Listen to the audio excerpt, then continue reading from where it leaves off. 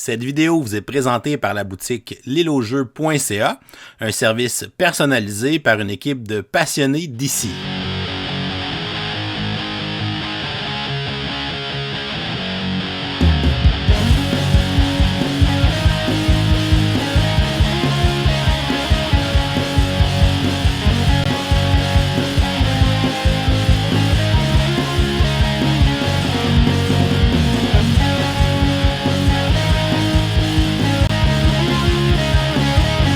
Bonjour chers amis joueurs, j'espère que tu vas très bien. Je suis LP, j'ai fait mon défi tête rasée et j'ai l'air de ça quand j'ai pas de barbe et pas de cheveux. Passons maintenant à un autre sujet.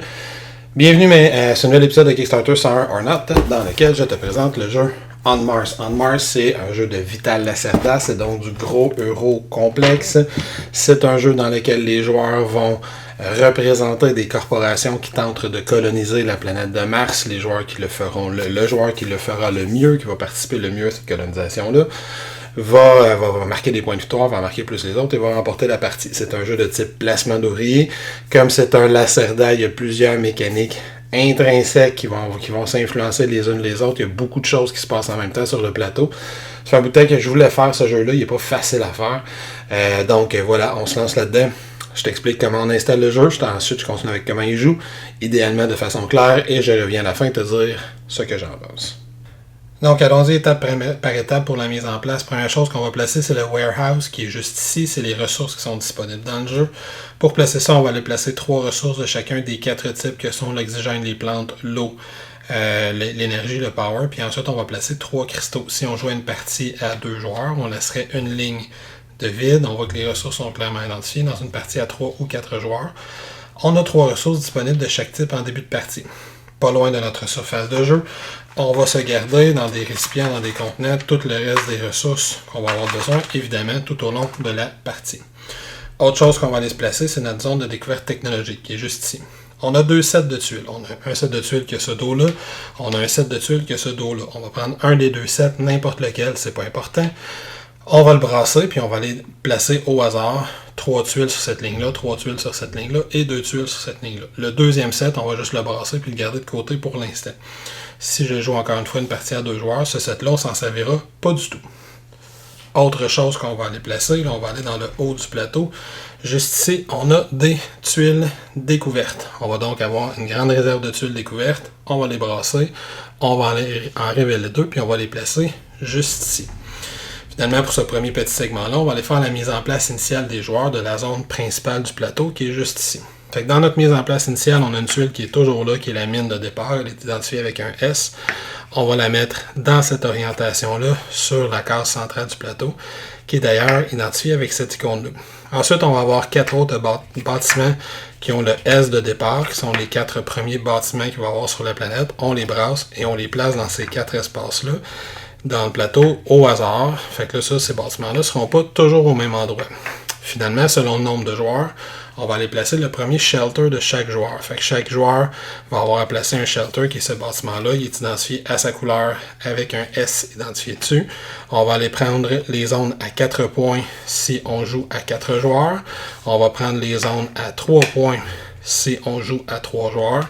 Et on va prendre les zones à 2 points si on joue à 2 joueurs. Dans mon cas, comme j'ai une partie à 4 joueurs, je prends donc les zones à 4 points. Fait que chaque joueur prend une des 4 zones, place son shelter là, et va aller placer un de ces petits bots qui va commencer sur son shelter de base. On va également avoir des cartes missions à placer, qu'on voit ici, j'ai déjà placé dans les coins. Comment on les choisit? Ça dépend de la longueur de partie qu'on a. On a un deck de cartes avec des missions courtes, le symbole à moitié rempli, puis on a des missions longues, le symbole rempli au complet. Si on veut une partie courte, on va prendre 2 cartes de ce deck-là, une carte de ce deck-là. Si on veut une partie longue, ça va être l'inverse, 2 cartes de ce deck-là, une carte de ce deck-là. Puis on va aller les placer dans les coins. Quand on place une carte mission, la carte mission a un certain objectif qui peut être atteint un certain nombre de fois dans la partie. On va avoir ici par exemple à 2 joueurs, à 3 joueurs, à 4 joueurs.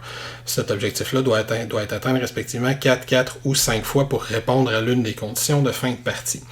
On a une petite zone au-dessus de chaque zone. Par exemple, ici, je suis à 4 joueurs, donc je vais aller placer un cube rouge sur le 5. Ici, on voit que la 4 joueurs, c'est sur le 7. Je place un cube rouge sur le 7.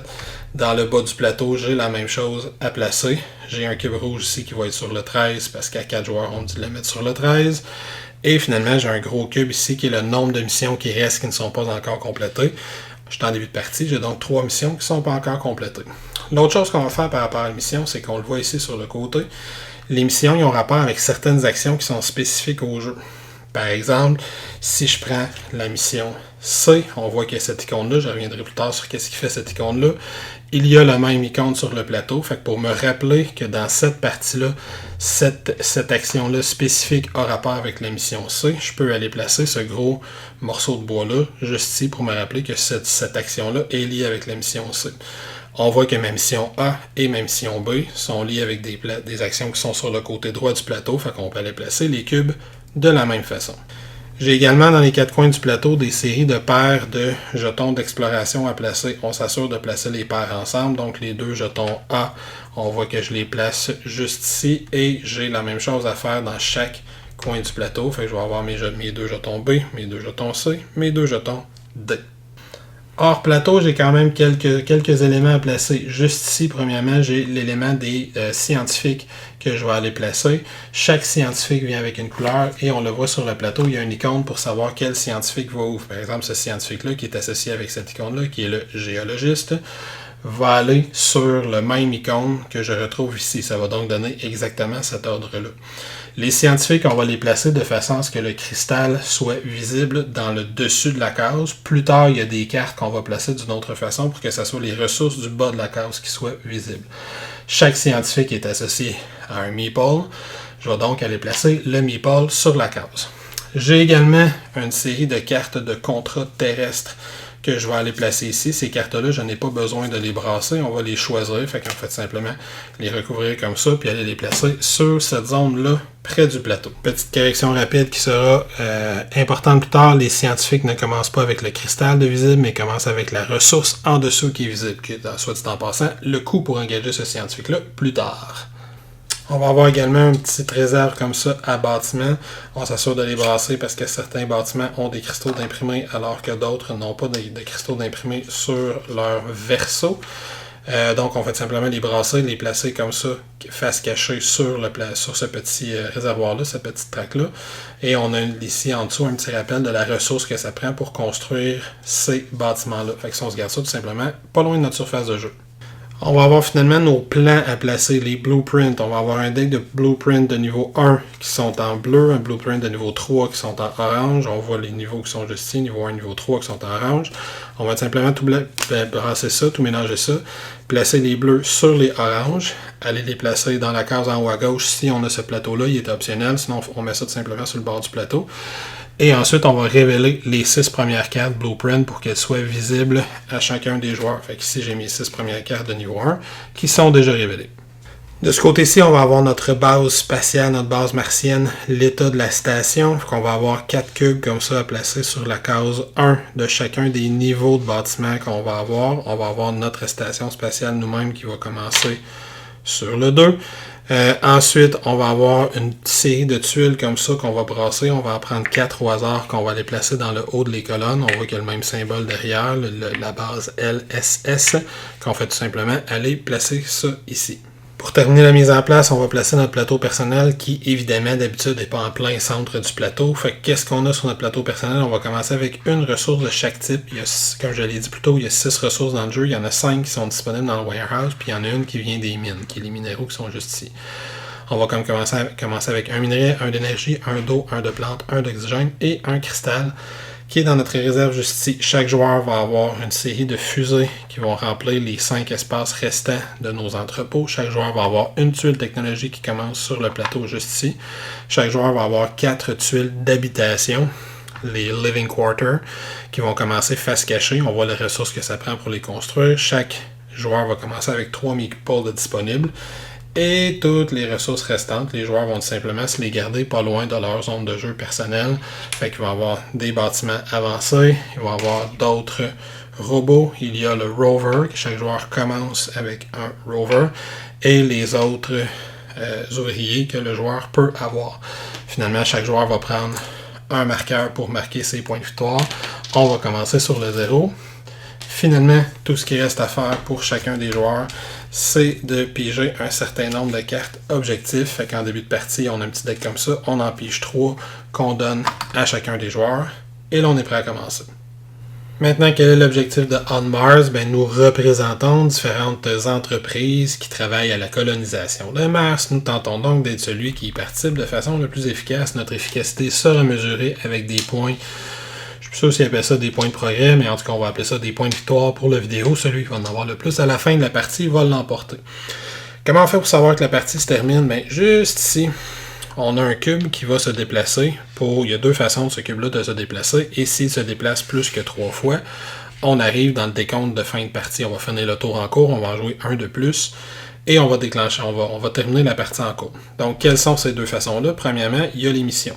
Les missions qui sont ici, à chaque fois qu'on remplit l'une des missions, on va baisser le petit cube qui est ici et on va gagner la récompense de la mission. C'est toujours des cristaux.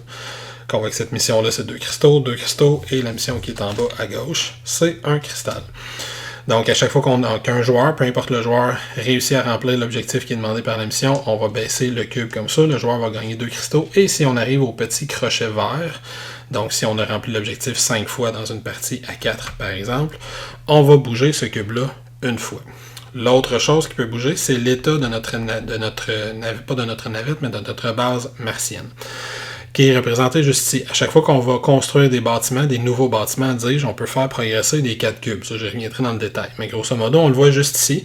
Ce marqueur-là, quand il va avancer, quand le niveau de la colonie complète va augmenter à 3, ça va faire bouger ce cube-là de 1.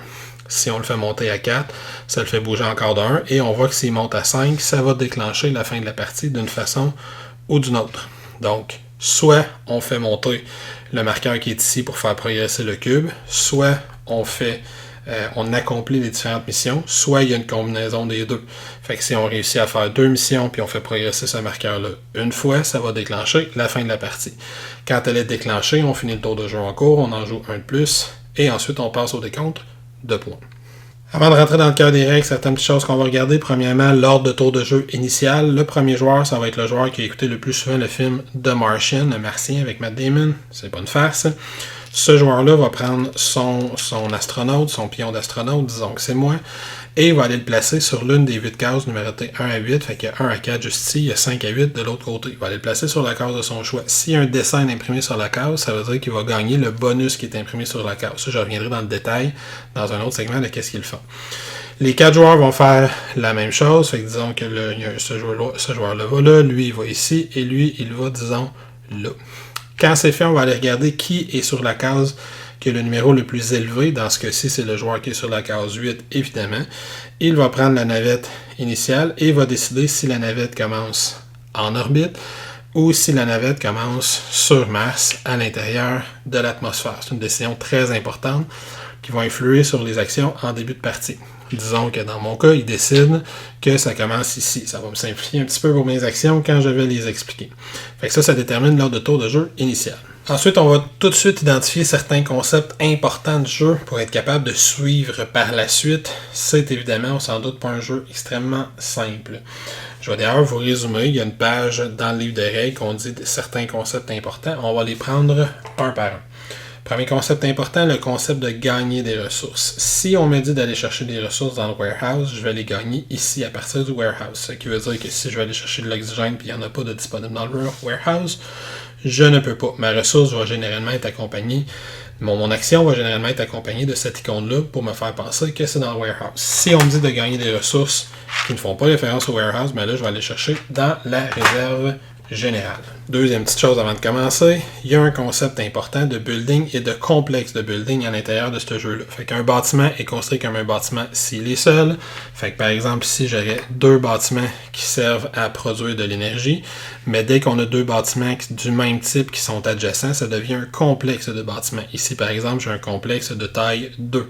Si on construisait plus tard un autre bâtiment du même type comme ça, ben j'aurais un complexe de taille 3. C'est extrêmement important de bien saisir que Présentement, ici, j'ai un seul complexe sur le plateau qui est ici, qui est un complexe de taille 2. Les bâtiments isolés ne sont pas considérés comme des complexes. Finalement, quelques détails importants sur le plateau personnel avant de commencer. Premièrement, ici, on voit que j'ai un entrepôt pour entreposer mes 5 types de ressources qui sont des jetons de carton. Fait que, comme je l'ai déjà dit, les minerais, la puissance, l'eau, les plantes, l'oxygène, et j'ai toujours une limite de une ressource que je peux entreposer de chaque type par warehouse que j'ai, plus 1. Tous les joueurs commencent avec un warehouse sur le plateau. J'ai déjà montré comment l'installer.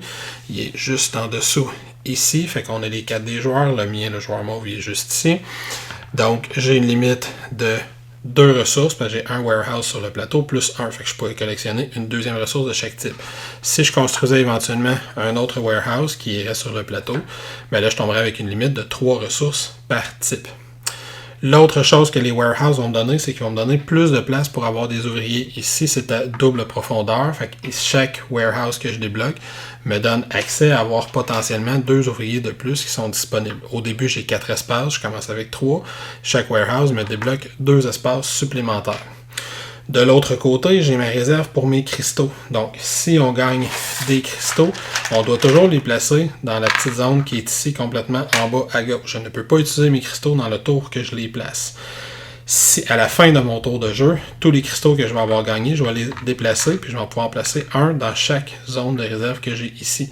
Si j'ai pas d'espace pour les placer, le cristal est perdu. Au fur et à mesure que je vais construire des navettes pour pouvoir me déplacer, ben ça va me débloquer des nouveaux espaces pour avoir accès pour entreposer plus de cristaux. Dernier concept qu'on va présenter, qu'on va expliquer avant d'y aller, de rentrer dans le cœur des règles en tant que tel, c'est que On Mars est un jeu de placement d'ouvriers et il y a 2 concepts importants concernant le placement de ces 10 ouvriers. Généralement, on va placer des ouvriers ou on va prendre des actions. Certaines de ces actions-là vont nous demander de placer des ouvriers. Quand il y a ces icônes-là, ça indique que pour faire l'action qui est associée, qui est juste ici, je dois aller placer un ouvrier. Fait que je dois avoir un ouvrier qui est disponible dans ma zone, dans ma réserve personnelle. Fait que je dois avoir un ouvrier qui est disponible juste ici. Et je dois aller le placer juste ici pour pouvoir faire l'action. S'il y a déjà un ouvrier d'une autre couleur qui est présent, ça n'a aucune importance. Je peux y aller quand même, mais je vais payer un cristal pour chaque couleur d'ouvrier, à part moi qui est là. Fait que si je vais là comme ça, ben ça me coûterait 2 cristaux aller prendre l'action qui est ici. Si je jouais une partie à 2 joueurs, ben ça serait plutôt le nombre d'ouvriers qui est disponible dans la zone qui va déterminer le nombre de cristaux que j'ai à payer. Fait que si je vais comme ça, je vais quand même payer 2 cristaux. Dans une partie à 2 joueurs, la couleur n'est pas importante. Fait que si je vais comme ça, comme il y a déjà 2 ouvriers, même si c'est un des miens, je paie 2 cristaux. Alors que dans une partie à 3 joueurs ou plus, c'est vraiment le nombre de couleurs d'ouvriers adverses. Donc comme ça, je paye 2 cristaux, mais si j'étais dans cette situation-ci, puis je voulais aller prendre l'action qui est là, ça ne me coûterait qu'un seul cristal. Si jamais la zone est pleine, mettons que je vais aller prendre l'action qui est là, ben je vais prendre tous les ouvriers qui appartiennent aux joueurs qui en a le plus dans la zone, je vais lui retourner et ensuite je vais pouvoir aller placer mon ouvrier. Dans ce cas-ci, ça me coûterait donc rien parce qu'une fois que j'ai éclairé la zone, il n'y a plus d'ouvriers de l'autre couleur.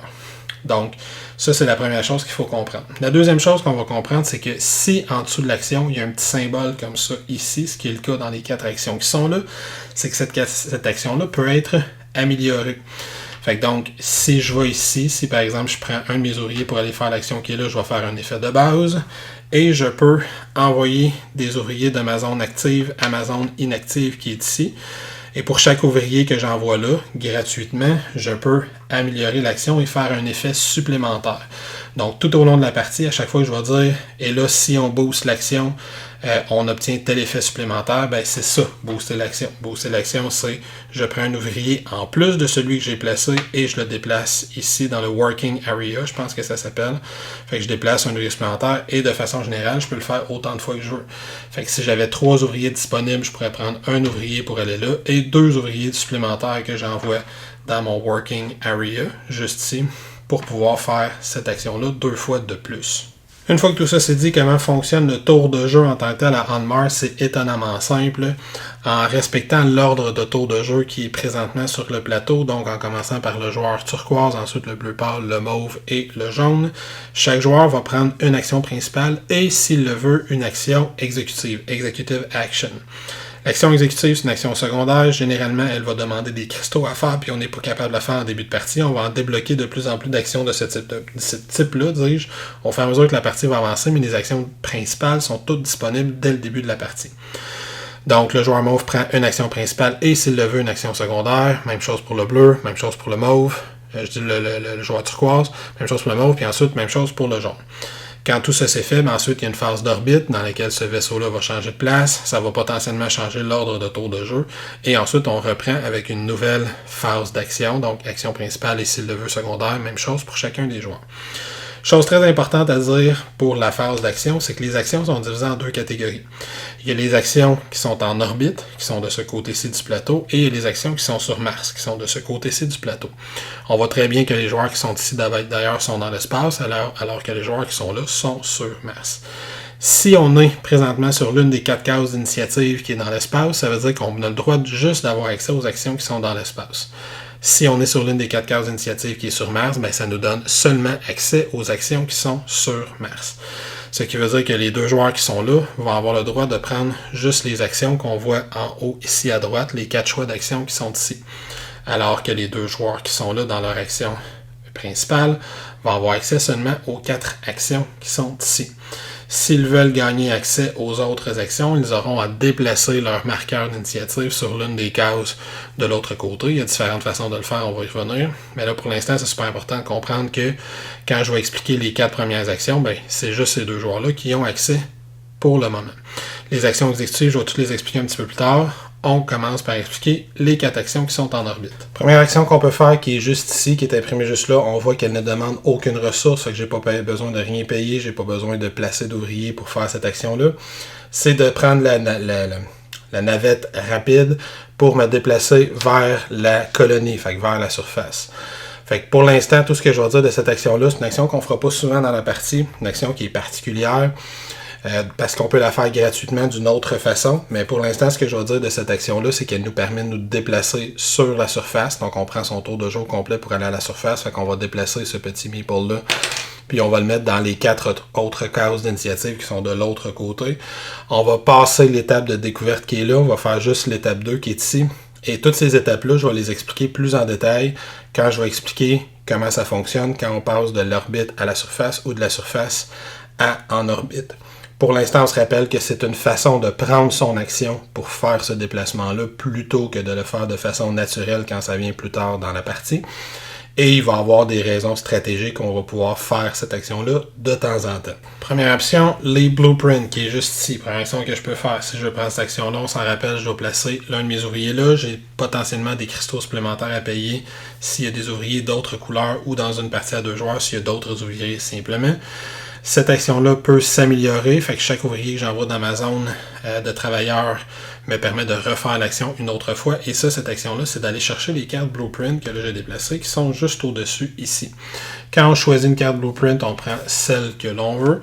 C'est une carte qui va me donner un objectif de bâtiment à construire. On voit ici que j'ai un plus ou moins 3, c'est-à-dire que si je réussis à le faire ou si je ne réussis pas à le faire, je vais gagner ou perdre des points à la fin de la partie. Cette carte-là, je vais placer l'un de mes bâtiments avancés dessus pour montrer que je ne l'ai pas encore compris, mais que j'ai construit, mais que j'ai acquis le plan pour le faire. Et je vais aller placer ça dans ma zone de jeu. Si je n'ai plus de bâtiments comme ça de disponibles dans ma réserve personnelle, je ne peux plus prendre de carte Blueprint.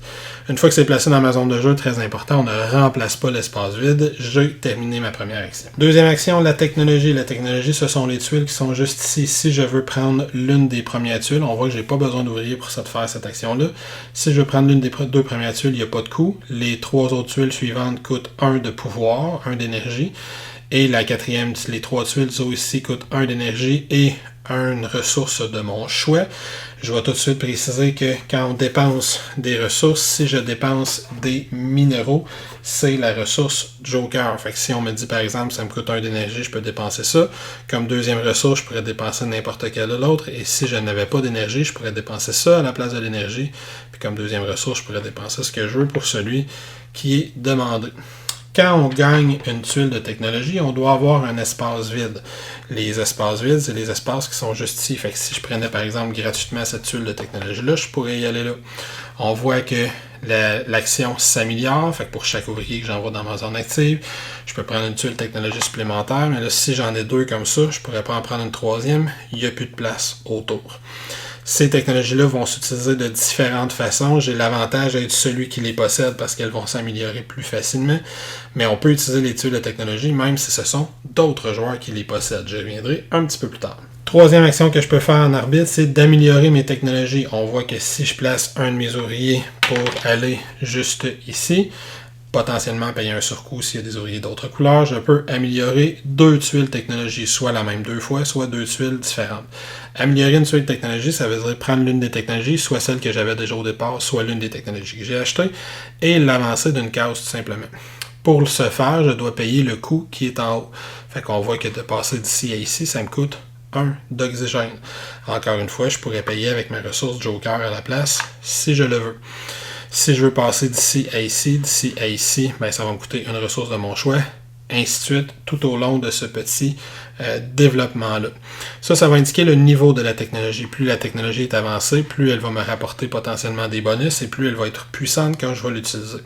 Dernière chose que je dis, c'est que quand on place des tuiles technologie sur le plateau technologie ou qu'on les déplace, on va gagner des ressources. Par exemple, la première fois que je vais placer une technologie sur cette zone-là, je vais gagner un cristal. Alors qu'ici, j'en ai déjà parlé, ça fait référence au warehouse, ça va me permettre d'aller chercher une ressource dans le warehouse.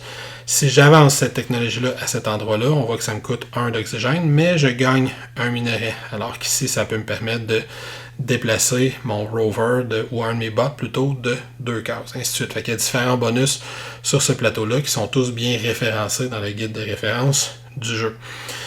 Ce plateau-là, on va se rappeler également aussi que chaque tuile technologie va valoir des points de victoire à la fin de la partie. Fait que cette tuile-là, par exemple, va valoir 3 points de victoire à la fin de la partie parce qu'elle est vis-à-vis le 3.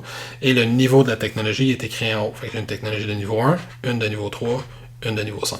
Ma quatrième et dernière action en orbite, dis-je, c'est d'aller prendre des ressources. Fait que je peux prendre l'une des ressources de mon choix que je vais aller placer dans ma réserve personnelle. On se rappelle qu'on a une réserve de base de 1 plus le nombre de shelters qu'on a sur le plateau. Fait qu'on voit que moi, présentement, j'ai 2 shelters sur le plateau, celui de départ plus celui-là qui n'est plus présent. J'ai donc une limite de 3 dans la réserve de chaque type. Si on prend des cristaux, comme je l'ai déjà dit, ils vont aller dans la petite zone qui est juste ici. Et ensuite, je vais avoir à libérer des cases qui sont là. Je ne peux pas utiliser ce cristal-là pendant mon tour, mais à la fin de mon tour de jeu, tous les cristaux qui sont là vont monter dans la zone qui est juste ici. Si je n'ai pas d'espace, le cristal va être perdu. Cette action-là peut s'améliorer comme je l'ai déjà expliqué. Fait que si je veux l'améliorer, je vais pouvoir placer autant d'ouvriers que je veux dans ma zone de travailleurs. Et pour chaque ouvrier que je place, je peux prendre une ressource supplémentaire parmi ce qui est disponible, toujours en respectant la limite de ce que j'ai. Avant d'expliquer les actions qui sont sur la surface de Mars, on va préciser quelque chose d'important sur les tuiles de technologie. Les tuiles de technologie vont principalement être utilisées quand on fait les actions justement qui sont sur la surface de Mars. Construire des bâtiments, déplacer son rover, des trucs comme ça, aller chercher des scientifiques. Là, ça se peut qu'on les utilise, ces actions-là. On a toujours le droit d'utiliser les actions qui appartiennent à d'autres joueurs. Fait que si par exemple le joueur jaune a besoin de cette technologie-là pour construire un bâtiment avancé, mais même si c'est moi qui le possède, il peut utiliser la technologie, puis il va pouvoir utiliser la technologie au niveau qu'elle est, selon comment moi je l'ai fait monter jusqu'à la partie. Fait que présentement, si je l'ai à niveau 4, il a tout à fait le droit d'utiliser comme s'il possédait lui-même la technologie de niveau 4. Par contre, s'il fait ça, il va me donner une ressource d'oxygène, puis je vais aller la placer juste ici dans le haut de mon plateau. Je vais laisser le joueur terminer son action, et à la fin de son action, je vais avoir une décision à prendre. Soit je prends l'oxygène et je le mets dans ma réserve, si j'ai de la place, évidemment. Ou mon deuxième choix, c'est que je fais progresser la tuile de technologie d'un niveau, gagnant potentiellement les récompenses qui sont associées à ce niveau-là, gratuitement, sans avoir à payer les ressources qui sont dans le haut. Si je fais ça, par contre, je renonce à l'oxygène qui m'a été offert par le joueur. Donc, l'oxygène qui est donné ne vient pas de la réserve personnelle du joueur, ça vient de la réserve générale. Fait que ça va toujours être un bénéfice que les autres joueurs utilisent mes technologies. Fait que soit je les fais monter de niveau gratuitement, sans avoir eu à utiliser d'action et sans avoir à payer le coût en ressources dans le haut. Puis si jamais je veux pas que ça monte de niveau ou j'ai absolument besoin d'oxygène, je peux aller chercher une ressource d'oxygène à la place à chaque fois que quelqu'un d'autre utilise l'une de mes technologies. Cela étant dit, quelles sont les actions en orbite? La première, l'une des actions les plus complexes du jeu, soit dit en passant, c'est de construire un bâtiment. Si tu veux construire un bâtiment, je l'ai déjà dit, on voit qu'il y a un petit meeple rouge, une petite case rouge, donc je dois aller placer un ouvrier pour construire un bâtiment. Ensuite, là, j'ai plusieurs étapes à choisir. Fait que je te suggère, les premières fois que tu vas jouer, de vraiment suivre. Ça, c'est la page Construire un bâtiment. Tu vois, c'est tout simple. De vraiment suivre étape par étape pour t'assurer que tu n'oublies rien. Il y a beaucoup de choses à penser quand on construit un bâtiment. Première chose que je vais choisir, moi je vais le déconstruire en étapes. Première affaire, où est-ce que je construis mon bâtiment? Mon bâtiment, pour pouvoir le construire, il doit être sur la case ou adjacent à un de mes bots. C'est à ça que servent ces bots-là. Au fur et à mesure qu'on va les déplacer, ça va nous donner accès à différentes zones de construction. Fait que si mon bot présentement il est là, je peux construire soit sur sa propre case, soit dans n'importe quelle case qui est adjacente. Évidemment, je ne peux pas construire par-dessus d'autres buildings. L'autre chose à laquelle je dois penser pour savoir où je construis, c'est quel type de bâtiment je veux construire. Je n'ai déjà parlé, j'ai une réserve de bâtiments comme ça ici. Chaque bâtiment a un coût qui est indiqué juste en dessous ici. Par exemple, ce bâtiment-là coûte un dos, ce bâtiment-là coûte un pouvoir, un minerai, ainsi de suite. On se rappelle que le minerai peut être joker. Et mon bâtiment doit toujours être soit adjacent à un bâtiment du même type. Fait que si je veux construire sur cette case-là, il faudrait que je construise un shelter, par exemple, ou un bâtiment qui produit de l'oxygène, soit exactement à 2 cases d'un bâtiment du même type. Fait que si je veux construire, par exemple, sur cette case-là, je pourrais construire une mine ou je pourrais construire un bâtiment qui produit de l'eau parce que je suis exactement à 2 cases de bâtiments du même type. Je ne pourrais pas, sur cette case-là, construire un power plant parce que je ne suis pas adjacent à un autre power plant et je ne suis pas à 2 cases d'un autre power plant. Même chose pour les bâtiments qui produisent des plantes. Deuxième chose que je dois regarder, c'est est-ce que j'ai la technologie disponible pour le faire. J'ai déjà dit que c'est pas obligé d'être moi qui possède la technologie, ça peut être un autre joueur. Je vais avoir besoin de la technologie si je crée un complexe. Fait que dans mon exemple, si je crée par exemple une usine pour produire de l'eau juste ici, je n'ai pas besoin de technologie parce que je fais tout simplement reconstruire une nouvelle usine. Par contre, si je veux construire, si par exemple mon bot il était juste ici et je voulais construire mon usine d'eau juste ici, ben là je vois que je crée un complexe. Pour pouvoir créer un complexe, je dois utiliser une tuile de technologie. Ma tuile de technologie doit être du bon niveau, c'est-à-dire qu'elle doit avoir le niveau qui correspond au nombre de tuiles auxquelles je m'attache. Fait qu'en plaçant mon bâtiment ici, je m'attache à une tuile. Je dois donc avoir de disponible quelque part sur le plateau la technologie me permettant de construire des complexes d'eau et elle doit être minimalement de niveau 1. Si un joueur là, c'est sûr qu'elle est de niveau 1. Si plus tard dans la partie, disons que je construis un autre bâtiment d'eau ici parce que mon bot est là, ben là j'ai pas besoin de tuiles de technologie, mais si un autre joueur veut construire un bâtiment d'eau juste ici, il se connecte à 3 autres bâtiments parce qu'il crée maintenant un complexe de 4 cases.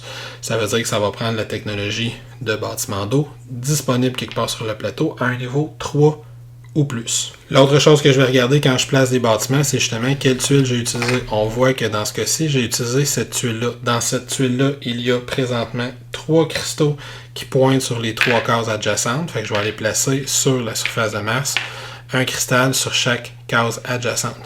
Les bots vont détruire les cristaux, fait que dans ce cas-ci, lui, cette zone-là, je ne placerai pas de cristal, mais j'en placerai dans les 2 zones. Si ça avait pointé sur des bâtiments, j'aurais pas placé sur les cristaux, fait que je les place simplement sur des cases qui sont vides autour. Une fois que c'est fait, ben là, on peut tourner le bâtiment pour montrer que là, il est construit, toujours en respectant la limite de technologie de laquelle je viens de parler. Les mines sont un type de bâtiment particulier à construire. Si par exemple je construisais une mine juste ici, sur le plateau de bâtiment, on me dit que les mines coûtent des ouvriers à construire. Je dois donc avoir un ouvrier de disponible dans mes ouvriers actifs que je vais aller placer sur la mine, montrant que c'est moi qui a construit cette mine-là, ça va me rapporter différentes ressources. Si je construis ma mine pour qu'elle fasse partie d'un complexe, ben, le principe est le même. Je dois donc avoir présentement la technologie de disponible de niveau 1, fait la technologie qui permet de construire des complexes de mine de niveau 1 parce que je crée un complexe auquel je me rattache à une autre tuile, mais je vais quand même aller me placer un ouvrier sur cette tuile-là pour montrer que c'est moi qui ai construit cette mine-là.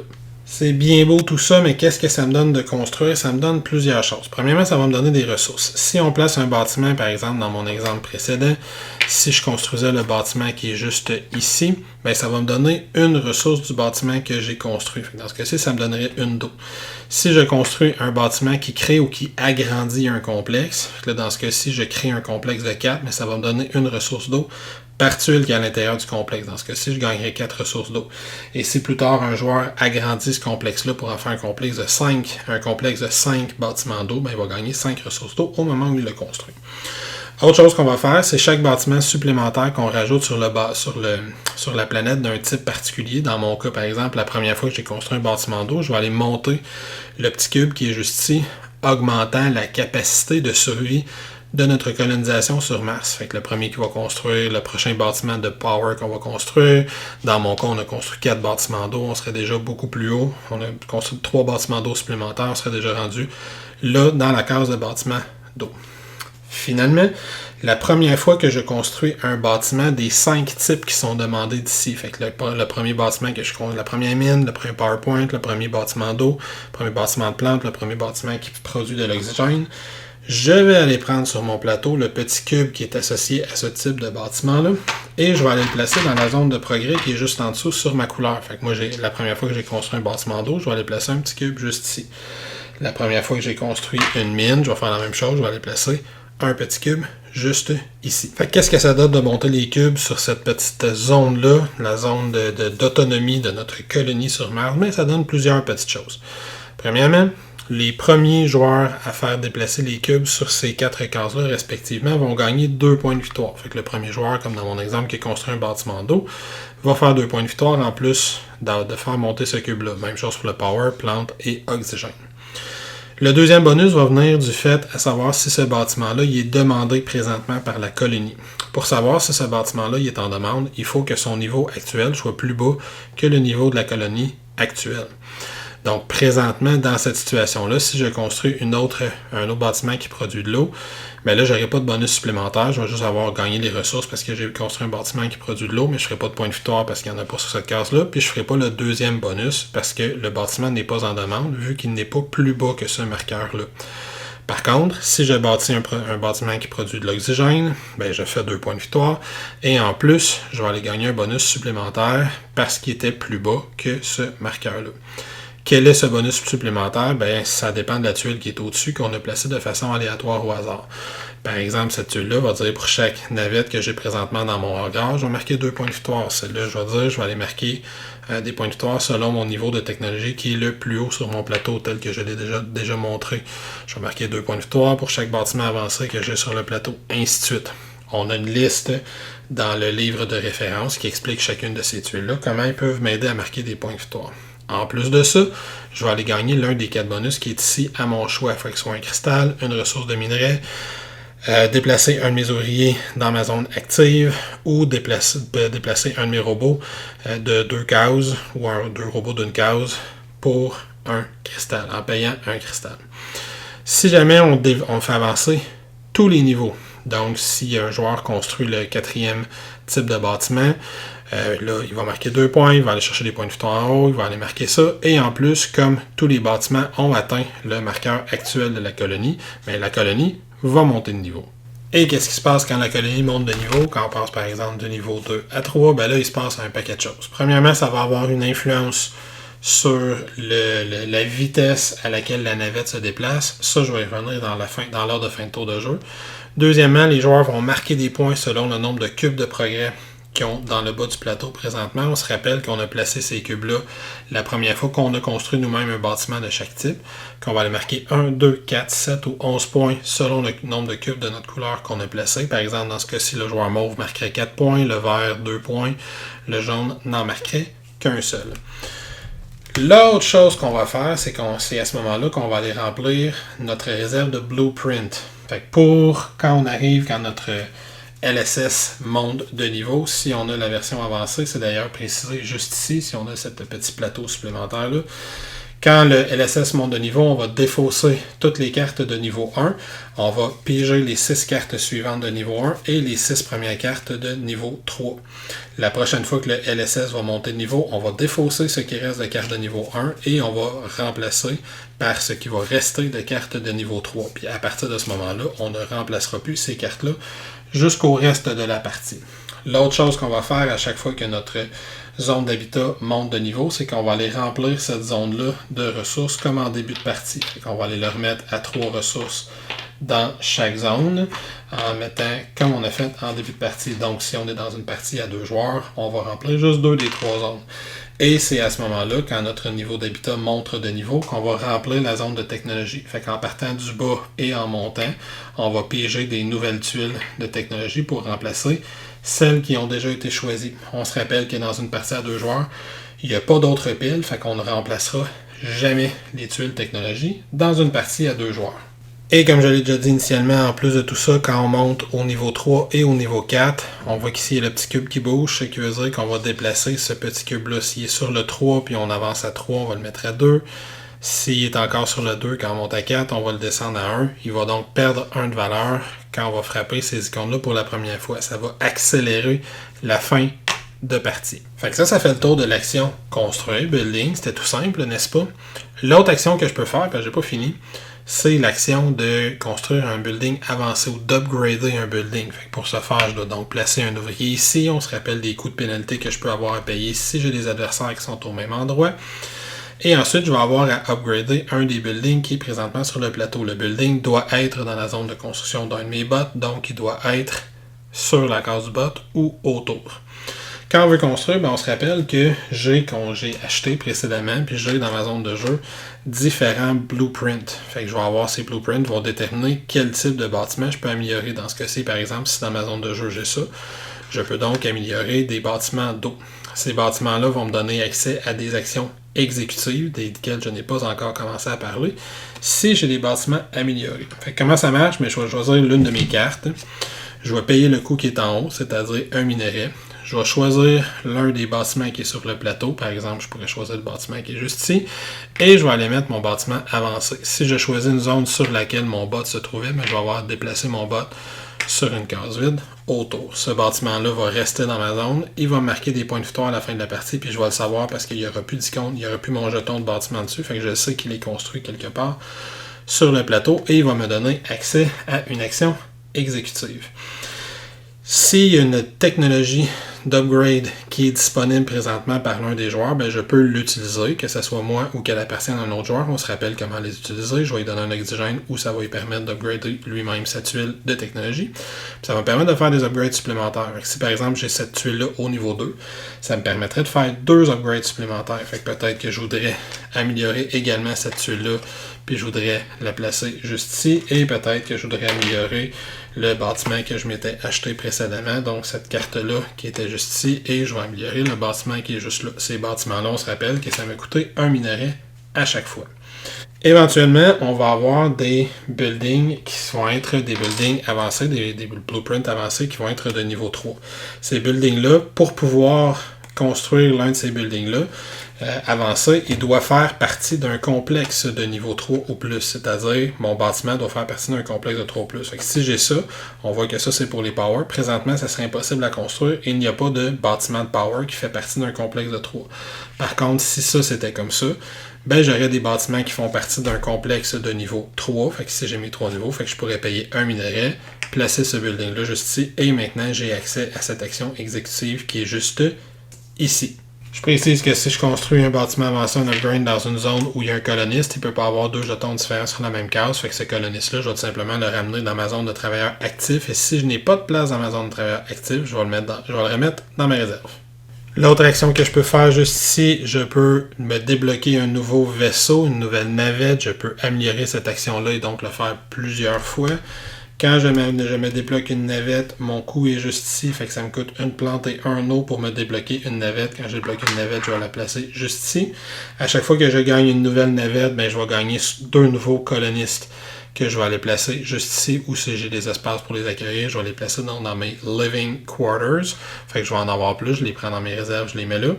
Ou je peux gagner un coloniste et un nouveau robot comme ça ici, que je vais placer tout simplement sur l'un de mes shelters sur le plateau de jeu, puis lui aussi va pouvoir commencer à se déplacer, puis à m'aider à construire des nouvelles zones.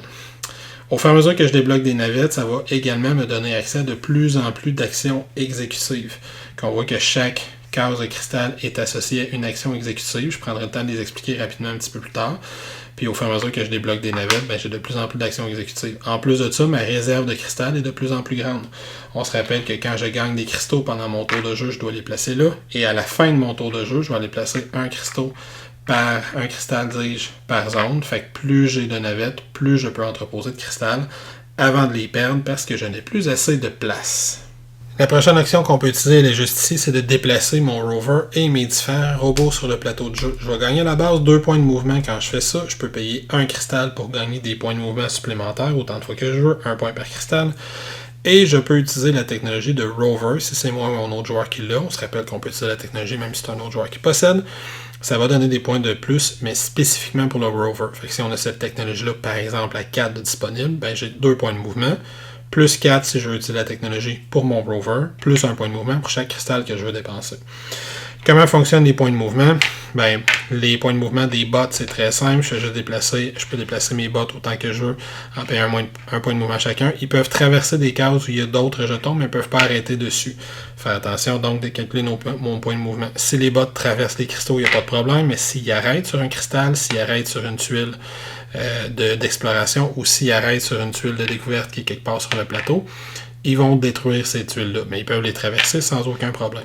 Les bots, à quoi ils servent, je l'ai déjà dit à quelques reprises, c'est eux autres qui déterminent mes zones de construction. Si je veux construire des upgrades de bâtiment, je dois être dans la zone de construction d'un bot, qui est sa case et les cases autour de lui.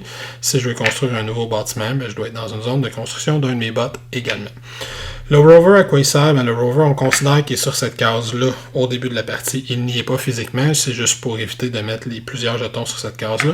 Mais la première fois que je déplace mon rover, je vais le placer ici, puis ensuite, je vais continuer ses points de déplacement. Les rovers vont ramasser les cristaux qu'ils traversent pendant leur déplacement. Je les mets dans ma réserve comme je l'ai déjà expliqué. Et s'ils terminent leur case sur une tuile de découverte ou sur une tuile d'exploration, ils vont en gagner le bénéfice. Les tuiles de découverte, ils ont un paquet d'effets différents. Je ne les expliquerai pas tous un par un, mais là, par exemple, ici, je vais gagner 3 cristaux. Ici, je peux gagner des ressources d'eau. Fait qu'il va y avoir un paquet d'effets différents que les tuiles vont donner. Il y a le livret de référence, les résume très bien. Les tuiles comme ça d'exploration qui sont dans les 4 coins, j'ai le droit dans la partie de gagner juste une fois chaque lettre. Fait que si c'est moi qui gagne la tuile A, fait que si mon rover termine là, je pourrais pas au prochain tour me déplacer juste ici puis gagner l'autre tuile A. Comme j'ai déjà gagné la tuile A, personne d'autre va pouvoir... Ben, je ne pourrais pas la gagner, c'est quelqu'un d'autre qui va gagner l'autre. Les tuiles d'exploration vont me donner un bonus. Par exemple, si je peux développer 2 de mes tuiles technologie, mais j'ai quelque chose à payer. Dans ce cas-ci, une ressource de mon choix. Et chaque tuile va être similaire. Fait que je vais faire progresser de la technologie en payant une ressource de mon choix.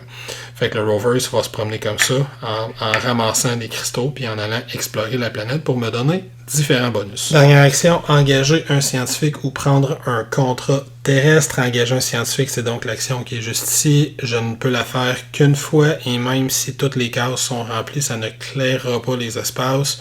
C'est la seule action qui fonctionne comme ça. Je dois absolument ramener mon ouvrier par d'autres façons, comme voyager en orbite ou sur Mars. Ça, nous y reviendrons. Mais donc, comment fonctionne cette action-là une fois qu'on l'a fait? Ben, je vais choisir l'un des scientifiques. Je vais payer les ressources qui sont en dessous. Par exemple, si je veux ce scientifique-là, ben, je vais payer 2 de power et je vais tout simplement prendre la carte et la mettre dans ma zone de jeu. Je vais également prendre le meeple. Ça montre que ce scientifique-là m'appartient. Ensuite, on va remplacer, mais là, comme je l'ai déjà dit, ces cartes-là, on va les regarder. C'est moi qui vais décider par quoi je le remplace. Fait que je vais aller chercher l'un des contrats qui est ici. Il y a 2 types de contrats. Il y a des contrats qui ont rapport avec des buildings.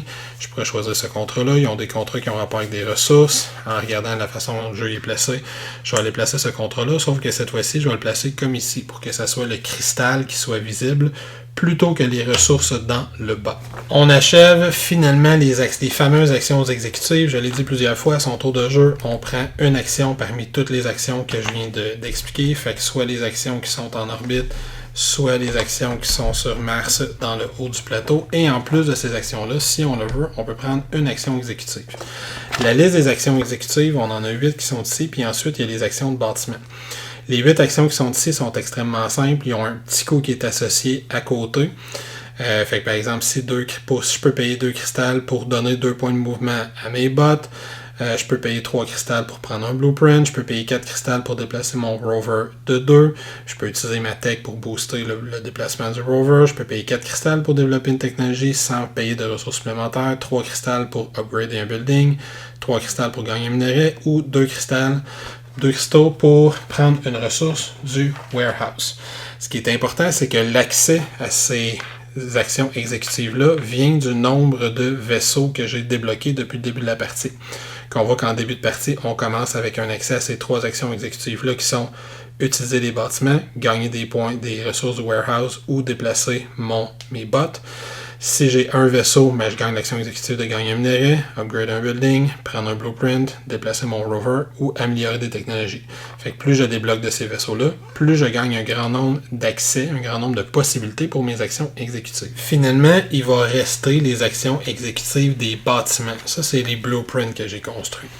Par exemple, moi, on voit que précédemment, j'ai construit le blueprint qui est juste ici, le bâtiment donc avancé de Power Plant, ou plutôt, je vais prendre cet exemple-ci, vu que c'est cette carte-là que j'ai dans les mains, j'ai construit le bâtiment d'oxygène avancé, fait que j'ai mon petit meeple de bâtiment dessus, ça veut dire que dans ma zone de jeu, j'ai une carte de bâtiment avancé.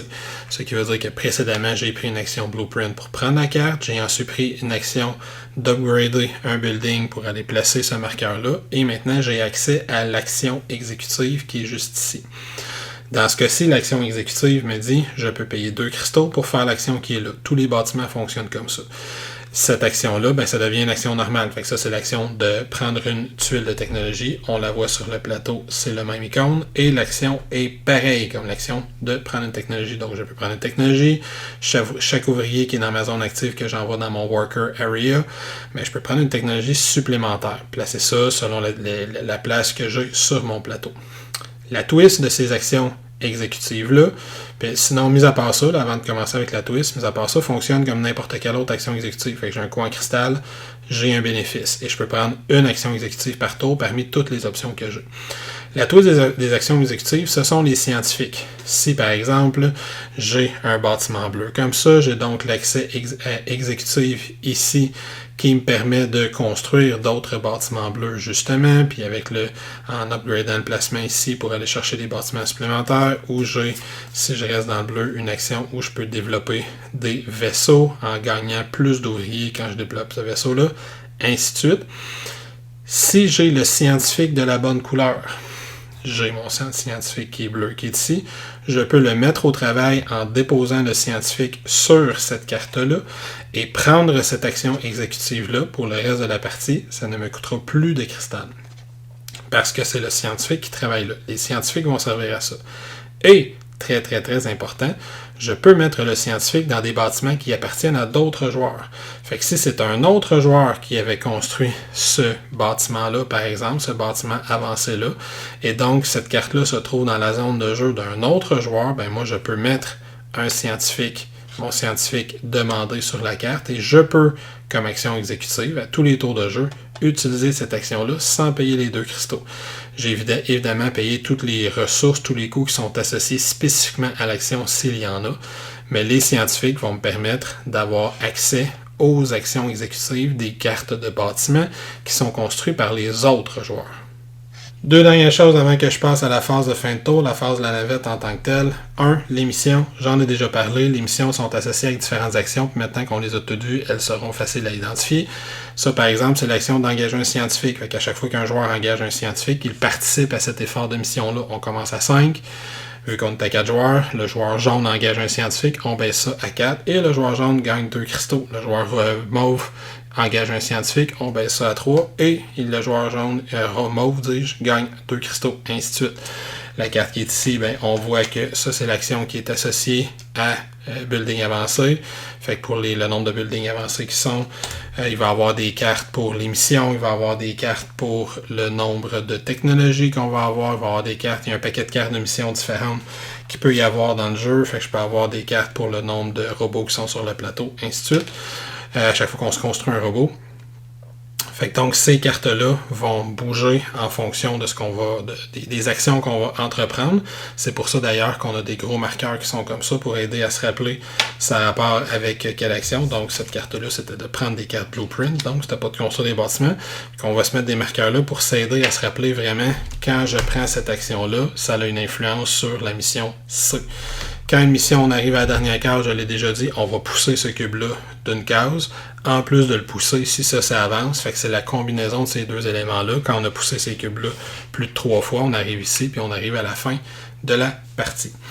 L'autre chose qui reste à dire sur le tour de jeu, c'est nos petites cartes d'objectifs personnels. On va avoir certains objectifs qu'on va se fixer, construire un bâtiment de 3, monter le level LSS à 3, on va avoir 5 niveaux de technologie, une technologie qui est niveau 5, etc. On va avoir 5 technologies, dis-je. Si on réussit, on peut gagner divers bonus, c'est nous autres qui va choisir lequel, et on peut réussir juste une des missions pendant la partie. Fait qu'une fois qu'on en atteint une, on va la garder, on va la révéler, on va montrer les bonus qu'on a.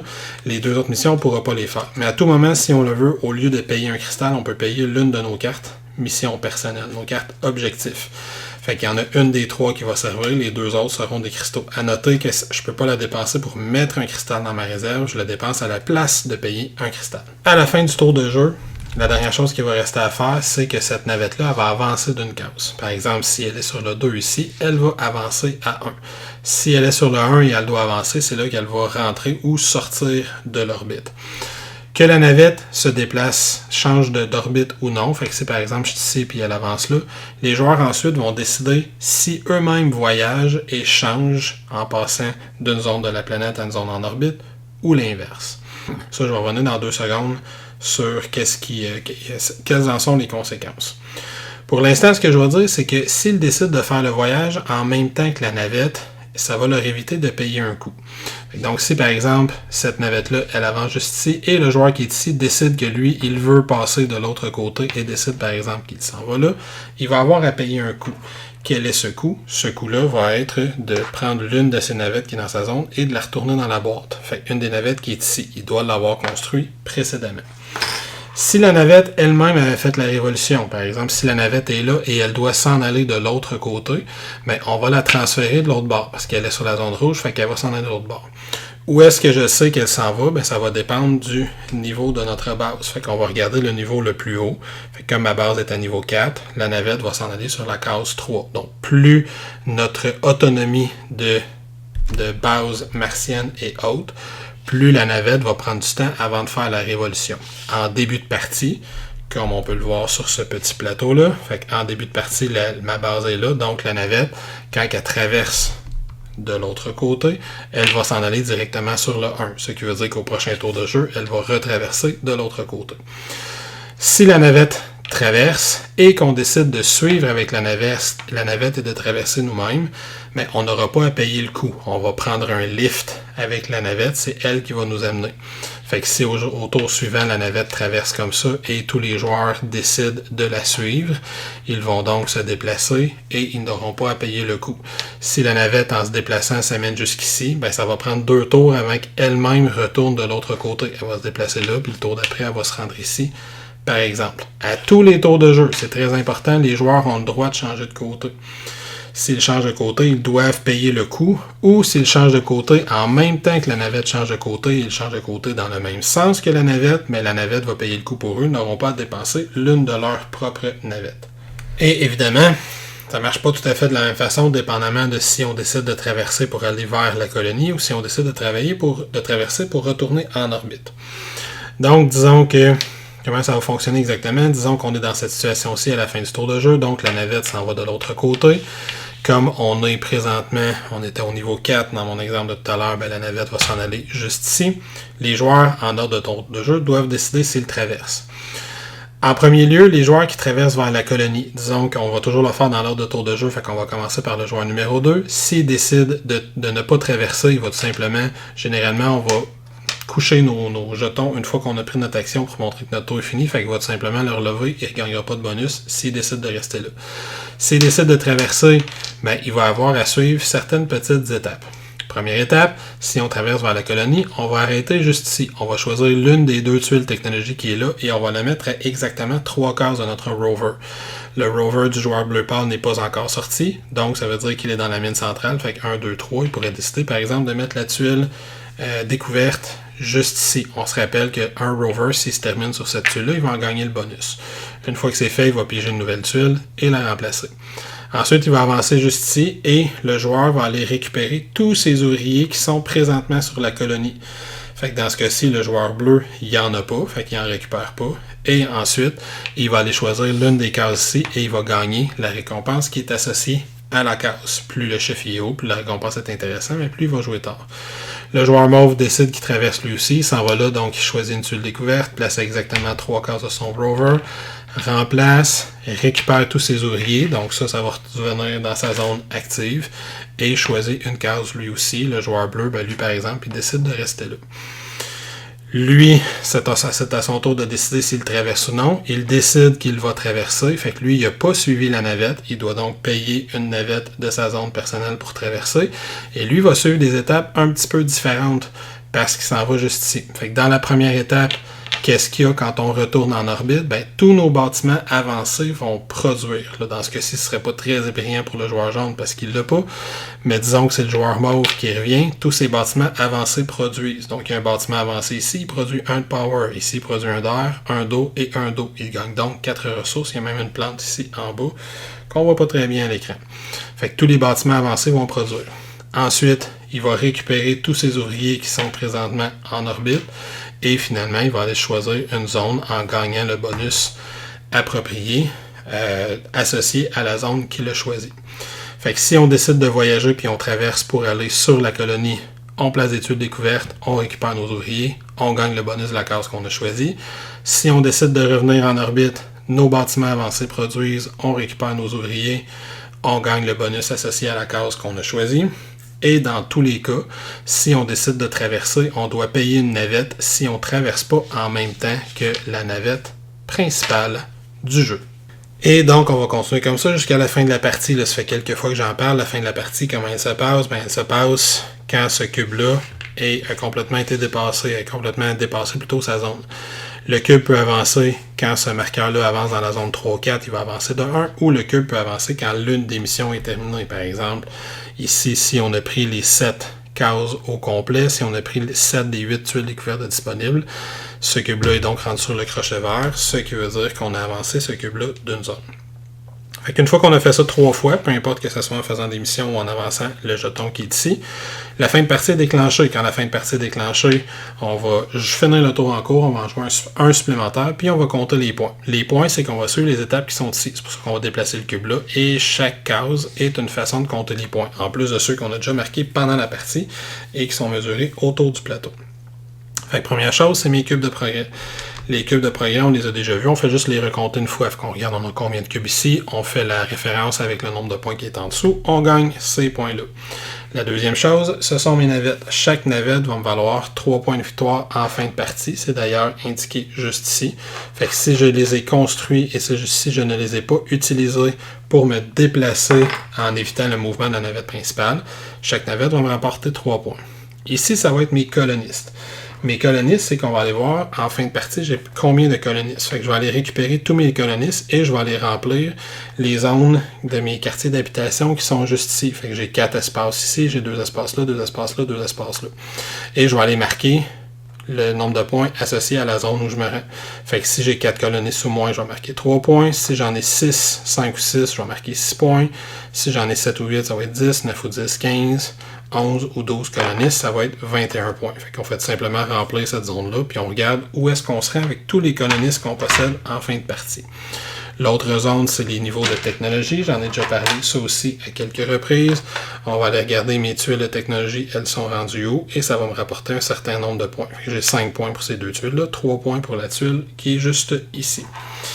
Finalement, je vais avoir mes blueprints. Mes blueprints, ce sont mes cartes de bâtiment avancées. Si le bâtiment est construit, donc il n'y a plus de meeple dessus, je marque le nombre de points associés. S'il n'est pas construit, il y a encore un meeple dessus, je perds le nombre de points qui est associé. On va marquer des points pour mes scientifiques. Mes scientifiques, c'est écrit sur la carte.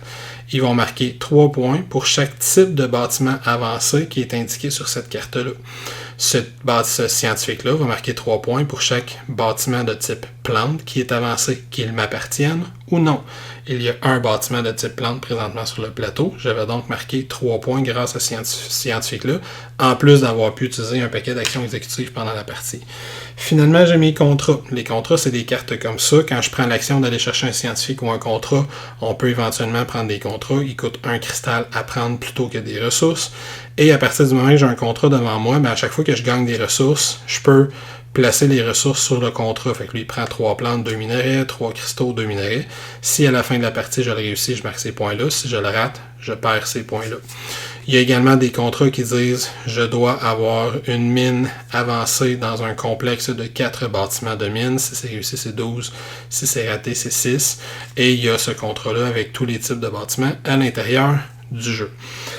Une fois que j'ai compté tout ça, celui qui a le plus de points l'emporte. Et il y a évidemment quelques prix d'égalité. Le premier prix d'égalité, c'est celui qui a le plus de cristaux. Ensuite, c'est celui qui a le plus de bâtiments avancés. Celui qui a le plus de cubes de progrès. Puis si c'est encore égal, ben félicitations, vous partagez la victoire. Alors voilà, c'était On Mars. J'espère que pour toi, c'était clair. Il y a probablement des petits textes qui est apparu à gauche à droite à l'écran. Je sais que j'ai fait des petites choses que je vais corriger au montage.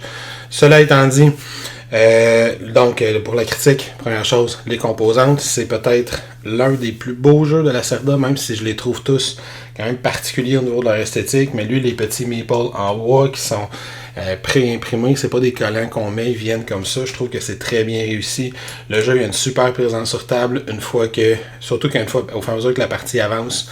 On va les complexes de bâtiments vont se grossir, il va en avoir de plus en plus, il va y avoir plusieurs bâtiments avancés, des scientifiques qui vont se placer, les rovers de tous les joueurs qui vont se déplacer, les bots qui sont présents partout, les tuiles technologiques, les cartes scientifiques, les plateaux à double impression, à double profondeur pour les joueurs où les pièces vont venir bien s'imbriquer pour que tout soit facile de manipulation. C'est un jeu que les composantes vont beaucoup aider, ça rend le jeu un petit peu plus naturel à jouer. C'est un jeu qui est complexe, je sais pas si vous en avez rendu compte. C'est un jeu qui a beaucoup de choses qui se passent en même temps. Les composantes vont venir aider, étant donné qu'elles sont bien faites. Il y a beaucoup de choses que j'aime bien au niveau des composantes, beaucoup de rappels sur le dos de mes shelters, la ressource que ça prend pour la construire est déjà imprimée. Sur le bas du plateau des bâtiments, les ressources... Ça fait du bruit, ça. Les ressources qui sont demandées pour chacun des bâtiments sont imprimées dans le bas de chacun des bâtiments. Les ressources qu'elles donnent sont imprimées sur le bâtiment. Il y a beaucoup de petits rappels comme ça un peu partout sur le plateau qui vont être faciles, mais qui vont rendre le jeu un petit peu plus facile à maîtriser quand on va y jouer. Les composantes, pour moi, c'est un A+, c'est vraiment très très bien réussi. Au niveau des règles, on est dans du lourd. Fait que c'est sûr que ça va en faire fuir avec raison plusieurs. Dans tous les jeux de Lacerda que j'ai joué à 4 jeux de Lacerda, c'est-à-dire Galleries, Escape Plan, Lisboa et On Mars. C'est le plus complexe des 4 avec quand même une certaine longueur d'avance. En surface, comme beaucoup de placements d'ouvriers, ce que tu peux faire dans ton tour de jeu, ce n'est pas si complexe que ça. J'ai grosso modo le choix entre 8 actions et je choisis en plus de ça une action exécutive parmi les choix les actions disponibles que j'ai. En début de partie, j'ai juste 2-3 actions exécutives de disponibles. Au fur et à mesure que je me construis des navettes, des fusées, puis au fur et à mesure que je place des bâtiments avancés, des upgrades sur le plateau de jeu, je débloque de nouvelles actions exécutives. Puis les actions que tu peux prendre sont classiques de ce genre de jeu-là. Je peux aller chercher des ressources, je peux aller chercher des technologies qui vont me permettre de me développer davantage. Je peux aller chercher des cartes pour construire des bâtiments avancés. Je peux construire des bâtiments avancés, recruter des scientifiques, avoir de nouvelles fusées, déplacer le rover. C'est pas si compliqué que ça quand on place le jeu, puis qu'on a des nouveaux joueurs autour de la table à leur expliquer quelles font les actions de base. Puis là, à un moment donné, tu arrives dans l'action de construction, l'action de scientifique, puis l'interprétation des actions exécutives, où là, quand tu es dans ton action de construction, quand tu construis un bâtiment, il faut qu'il soit à 2 cases d'un autre bâtiment pareil, ou adjacent à un bâtiment pareil. Si tu es adjacent à un bâtiment pareil, tu fais un complexe. Si tu fais un complexe, ça te prend une tuile de technologie du bon niveau. Le niveau étant le nombre de tuiles auxquelles tu touches quand tu fabriques ton complexe. La première fois que tu construis un bâtiment, tu places un cube de progrès. Ça va te permettre de marquer des points de victoire à chaque fois que le niveau de station va monter. N'oublie pas qu'il y a certains bâtiments qui sont plus en demande que d'autres. Si c'est eux que tu construis, tu vas aller chercher des bonus supplémentaires, mais c'est peut-être pas d'eux dont toi tu as besoin présentement pour accomplir tes différents objectifs, tes différentes missions. Quand tu construis un bâtiment dans un complexe, donc tu vas aller chercher plusieurs ressources. Si ton bâtiment c'est une mine, il ne fonctionne pas tout à fait de la même façon, tu as besoin de placer un ouvrier dessus au lieu de dépenser une ressource, des trucs comme ça. Tu as vraiment beaucoup de petits détails à bien comprendre.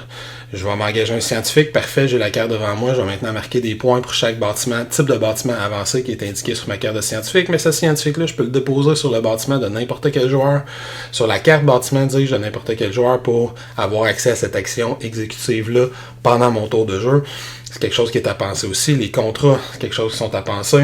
Fait que c'est pas quelque chose qui est évident à bien tout gérer. Par contre, c'est un jeu que la thématique va beaucoup venir aider, selon moi, à bien maîtriser les mécaniques de jeu. Puis c'est un jeu qui va gagner à ce qu'on joue plusieurs fois avec la même personne ou le même groupe de personnes pour que les règles deviennent un petit peu plus intuitives pour moi et les autres joueurs. Il y a des particularités, j'ai déjà parlé de la construction, l'action de construction, l'action de scientifique, l'action d'upgrade, de building qui sont pas nécessairement instinctives à suivre. Puis il y a aussi la fameuse navette, comment elle fonctionne, qui va mélanger les joueurs la première fois que vous allez jouer, où la navette se déplace à tous les tours de jeu. En début de tour de jeu, elle fait juste alterner, en début de partie, elle fait juste alterner entre l'orbite et la surface. À tous les tours de jeu, on peut embarquer pour changer de côté, nous aussi. Ça nous donne accès à un nouveau type d'action. On se rappelle qu'on peut faire juste les actions de surface si on est à la surface, puis les actions d'orbite, donc du côté gauche, si on est en orbite. Fait que c'est important en début de partie de calculer les affaires qu'on a à faire pour se timer avec le voyage de la navette parce qu'on n'a pas la ressource pour voyager nous-mêmes si la navette ne voyage pas de son côté. Par exemple, si en début de partie, je suis du côté orbite, là, je décide de prendre une technologie, la navette, elle, s'en va en surface, je décide de ne pas y aller, je reste là, ça veut dire qu'au prochain tour, je suis obligé de prendre une autre action là, puis le tour suivant, la navette, elle va revenir, je vais être encore obligé de prendre une action de ce côté-là du plateau, parce que j'aurai pas les ressources, j'aurai pas la fusée à dépenser pour traverser. Donc, c'est extrêmement important de bien timer ses actions avec la navette en début de partie pour pas être pris d'un des deux côtés du plateau pendant 2-3 tours de jeu, le temps qu'on développe les ressources nécessaires pour nous-mêmes être capables de traverser. Fait que bref, On Mars, si j'ai à en faire une critique finale, c'est un jeu c'est un euro. Si tu cherches dans le fond, là, je vais essayer de te parler à toi-même, toi spécifiquement. Si tu cherches un euro qui est très lourd, qui va te faire brûler qui va te faire brûler la cervelle, qui va te faire brûler des neurones pendant que tu joues, à la fin de ta première partie, tu vas dire ok là faut que je rejoue parce que là j'ai commencé à comprendre comment ça fonctionne, puis je vais en jouer une autre, puis 2 autres, puis 3 autres pour aller chercher le maximum de qu'est-ce que je peux faire dans ce jeu-là, puis essayer différentes stratégies, essayer d'y aller avec les scientifiques, essayer d'avoir plus de contrats terrestres, essayer de construire plus de bâtiments, essayer de mieux gérer mes ressources. C'est un jeu que tu vas probablement beaucoup aimer parce qu'à la base, c'est un worker placement. La Cerda, je trouve qu'il est bon pour faire ça. Ses mécaniques de base sont relativement simples et fonctionnent bien les unes avec elles, mais tu rajoutes tellement de détails, tellement de couches de profondeur que ça devient extrêmement complexe pour bien t'en tirer, pour être capable de bien performer. Fait que si tu cherches quelque chose de lourd, de difficile à apprendre, de complexe et quand même de long, on le cachera pas, là, on parle de partie de 2h à 2h30 pour une partie à 2 joueurs facilement. Ça peut donc aller 3 heures. J'ai jamais joué à 4, mais à 3, ça dépasse les 3 heures. Fait que si tu cherches quelque chose dans ce genre-là, c'est un excellent jeu avec une belle thématique. Par contre, si tu cherches un worker placement que tu vas maîtriser plus rapidement, un worker placement qui est un petit peu plus facile d'approche, que tu vas pouvoir jouer avec pas nécessairement les plus gros gamers de ton cercle de jeu, ben ça sera peut-être pas pour toi, d'autant plus que les boîtes de la Cerda, on le sait, c'est des boîtes qui sont extrêmement dispendieuses. Ce jeu-là va se vendre à environ 180$, 170-180$ en magasin. Fait que ça se peut que tu trouves que ça soit trop d'ouvrage, trop d'investissement, puis que ça soit trop lourd pour te lancer là-dedans dans ce jeu-là. C'est pas mon meilleur euro. Je vais préférer par exemple un jeu comme Anachronie, qui est un peu plus simple à expliquer, un peu plus rapide à jouer, mais je suis très content de posséder On Mars dans ma collection. C'est un jeu qui va sortir dans mon cas qui sort environ 2 fois par année, puis j'ai toujours beaucoup de plaisir à chaque fois qu'il sort, étant donné la complicité intrinsèque qui est à l'intérieur du jeu, que je trouve extrêmement intéressante. Mais je suis conscient qu'il n'est pas pour tout le monde. Si jamais tu décides de te le procurer, tu vas voir que en magasin, on va te suggérer un petit upgrade pack qui ressemble à qui est à peu près de cette taille-là. L'Upgrade Pack, qu'est-ce que c'est si jamais ça t'intéresse de le posséder? C'est qu'on te propose différentes missions terrestres, fait que différentes façons de marquer des points, puis tu vas avoir dans le fond 2 packs supplémentaires de missions, puis tu vas pouvoir choisir lesquels de ces packs-là tu vas prendre pour ta partie, fait que ça va te donner un petit peu de variété d'une partie à l'autre. Dans l'Upgrade Pack, tu as également le petit plateau sur lequel tu peux mettre tes cartes Blueprints, sinon tu vas juste les mettre sur le bord du plateau. Ça, c'est vraiment pas nécessaire de l'avoir. Fait que pour moi, c'est un grand jeu, c'est un très bon jeu. Il est dans mon top 100 très certainement. C'est pas nécessairement mon euro préféré, mais il est quelque part dans le top 10 de mes euros très certainement également. Par contre, je peux pas le sortir avec n'importe qui. Il faut que je le sorte avec mes plus gros amateurs d'euro, mes gamers les plus lourds, ceux qui veulent se lancer dans du crunchy, dans du complexe. Puis même là, il y a deux de mes amis qui m'ont fait le commentaire de je suis pas certain pourquoi je jouerais à ce jeu-là encore, alors que j'ai des euros que je trouve tout aussi satisfaisants, qui vont prendre la moitié du temps, puis qui se prennent la moitié du temps autant en jeu qu'en explication. Je suis pas en désaccord. Moi, il y a une petite place particulière pour moi. Je l'aime beaucoup. J'aime beaucoup sa thématique. Mais je peux comprendre qu'il va en rebuter certains tellement il est complexe. Il est plus complexe que les autres Lacerda, ce qui est quand même un exploit en soi. Cela étant dit, j'espère que ça t'a quand même permis d'avoir une petite idée de ce que c'était On Mars. Tu me diras, toi, ce que tu en penses. Est-ce que c'est un jeu que tu aimes? Tu me feras remarquer les petites erreurs que j'ai probablement faites à gauche, à droite dans la vidéo. Il y en a quelques-unes. J'ai sûrement eu des oublis. C'est un jeu qui a énormément de règles. Moi, je vais te souhaiter une excellente fin de journée. Avant de faire ça, je vais t'inviter à venir t'abonner à notre chaîne YouTube. Si ce n'est déjà fait, venez nous suivre sur Patreon, sur Twitter, Instagram, Facebook, dis-je, et à nous supporter sur Patreon. Si tu souhaites que l'on continue à te fournir du matériel, que l'on espère être d'excellente qualité sur ce. Ciao, à la prochaine. Fais attention à toi.